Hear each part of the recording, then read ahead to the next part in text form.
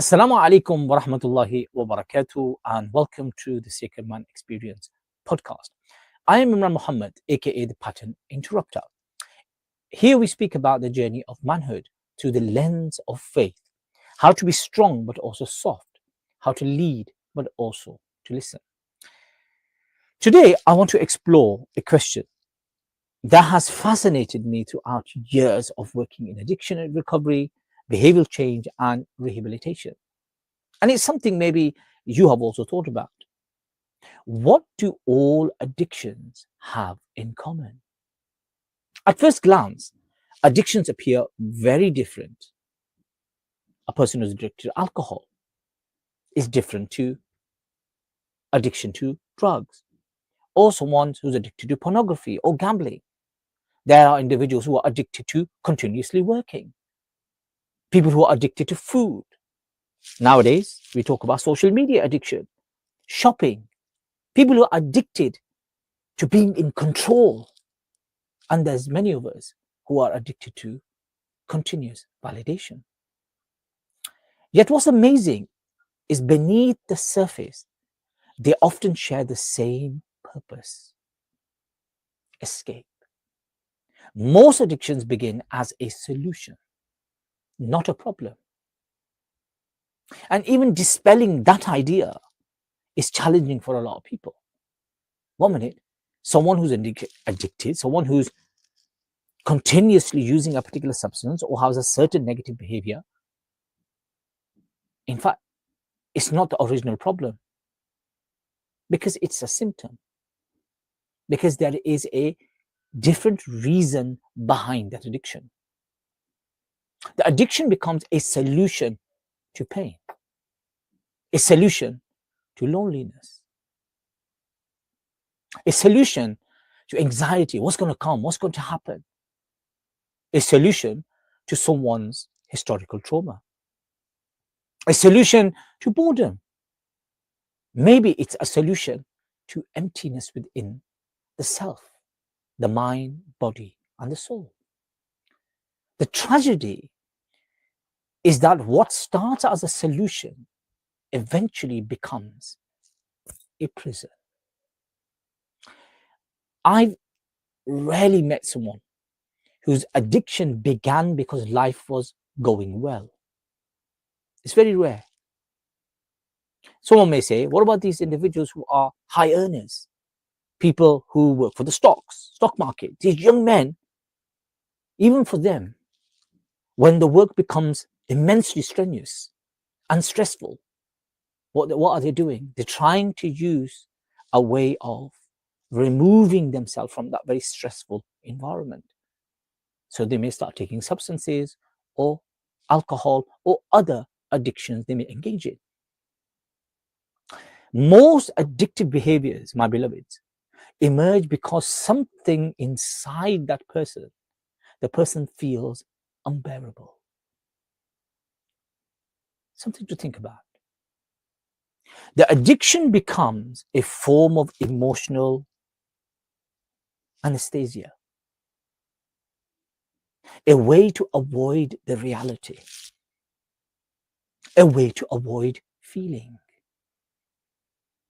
a way to avoid facing that what hurts deep inside that human being. Psychologically, addiction is often less about pleasure than it is about relief. People assume addicts are chasing pleasure. It's far off from there.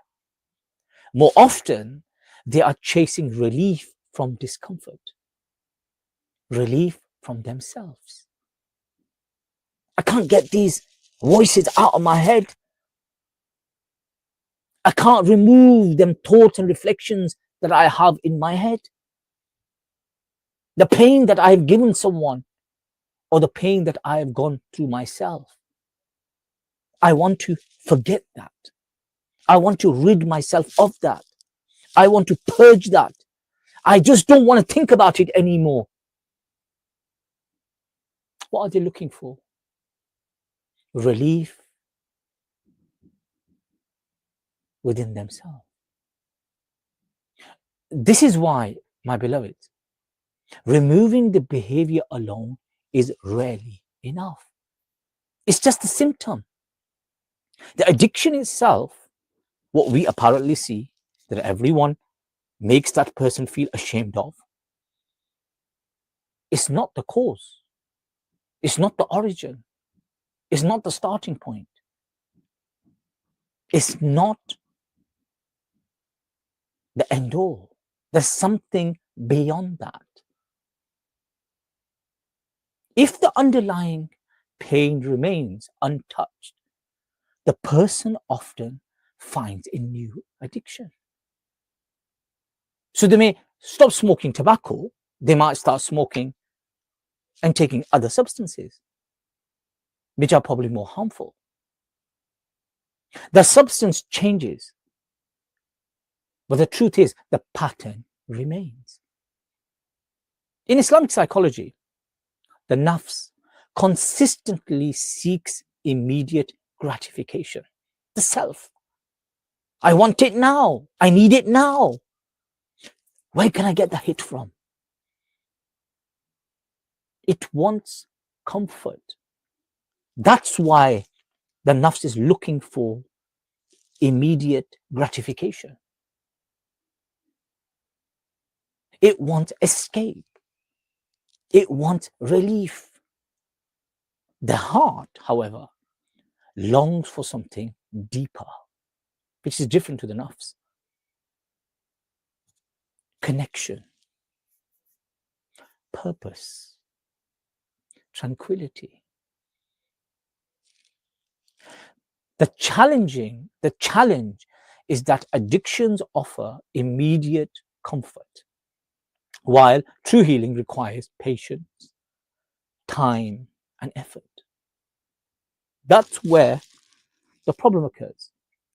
Someone says, for escape from that pain, from that thought, from that memory, or whatever had happened to me, if I take a certain substance, sniff a certain substance, eject a certain substance, or create a life of avoidance, maybe because of online shopping, it keeps my mind numb, it's mundane, I'm not hurting nobody, I'm just getting on with my life, I'm gambling, spending money insignificantly.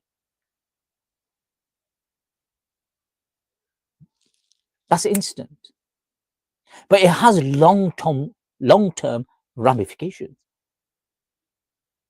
But if you genuinely are looking for true healing, this requires real dedication. It requires being truthful with yourself. It requires patience. The sacred essence himself or itself, Allah subhanahu wa ta'ala says, verily in the remembrance of Allah do hearts find rest. Ala bi zikrillahi tatma'innul qulub. Notice what the verse does not say from the Holy Quran. It does not say hearts find rest in distraction. No. Or possessions, or status, or even endless stimulation. It's not saying that. The heart was created for something greater, more elevated, more significant, and more sacred. Imam Ibn al-Qayyum, a great scholar of his time, taught that the soul cannot be nourished by what harms it. Many of the things we run towards for comfort eventually leave us emptier than before. The sacred man understands that recovery is not merely about stopping a behavior. No, it is about understanding the pain beneath it. It's understanding Why am I practicing this behavior? Why am I engaged in this addiction? Why am I continuously stuck in this perpetual pattern of self destruction? Why? That's a crucial, important question.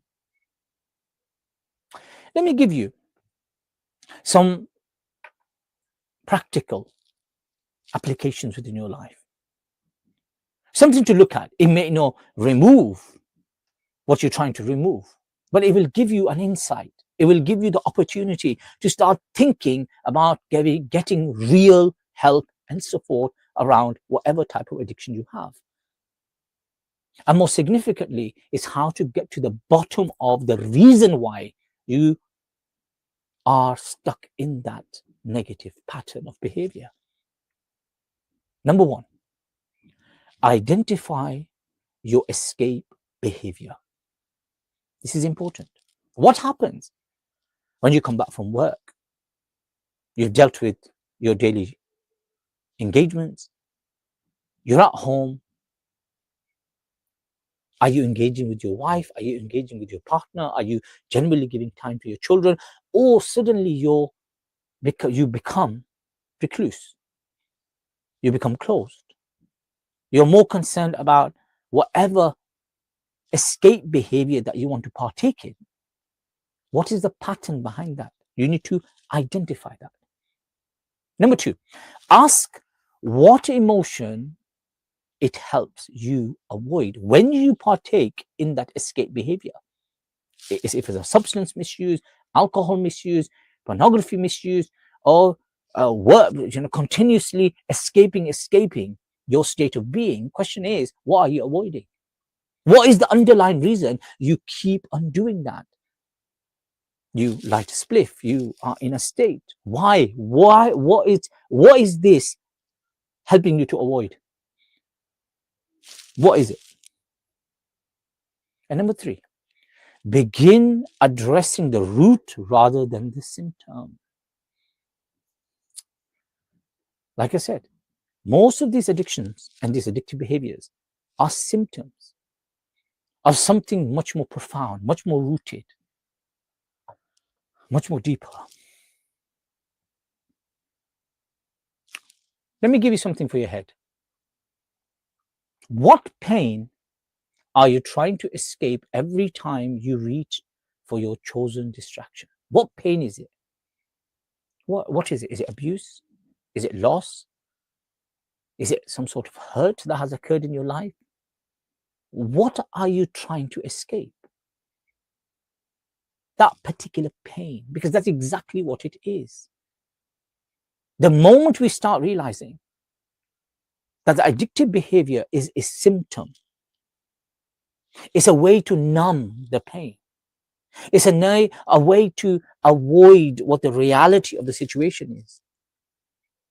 And when even practitioners, as a person who is a practitioner and someone who helps and supports and works with individuals, men, boys, families who are going through all of these experiences of people who become negatively addicted to so many behaviors and practices, is devastating. But what I try my best to do is to give them an insight that please stop becoming those individuals that are looking at the symptom and cutting that family member off, that friend off, that individual off. It does get challenging. As a person you're trying to support and help, you tell them the pathway, you tell them to go to rehab, you tell them to take certain steps to get rid of this behavior. But what happens is they fall back into that pattern, because the truth of the matter is the underlying issues, pain, abuse, whatever it is, it has not been dealt with. So the addiction changes, becomes a different addiction, because the underlying pattern has not been broken. And that's something very significant to look at. I want to say that I'm very grateful to all of you. Thank you very much for listening. Until next time, stay aware, stay honest, and continue becoming the man and woman you were created to be. My beloveds, I want you to find your sacred.